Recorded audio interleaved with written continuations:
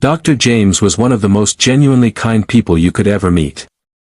Warm, attentive, always willing to help. If a colleague needed covering, James covered.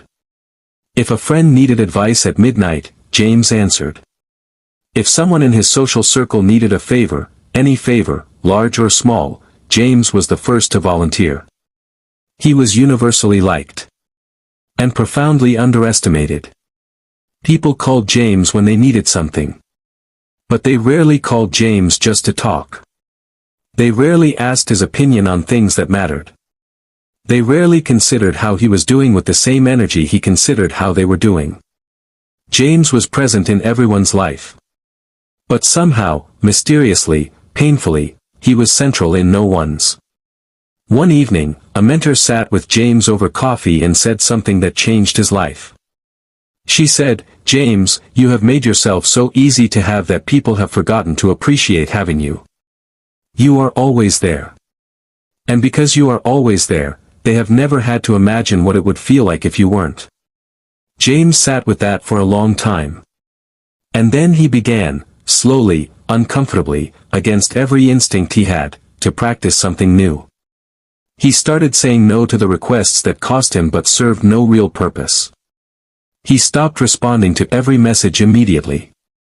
He began investing his energy selectively, deeply, genuinely, but selectively. And something remarkable happened. The people in his life, the ones who truly valued him, drew closer. They began to notice him in a new way. They began to ask his opinion not because he was available but because they had started to understand that his perspective was worth seeking out. And the people who had only ever called him when they needed something, they drifted. And James, for the first time in his adult life, felt the quiet, solid satisfaction of knowing that the people in his circle were there because they genuinely wanted to be. Not because he had made himself impossible to refuse. He had stopped being the tap. And he had become, finally, fully, the cup of water in the desert. The difference between warmth and weakness.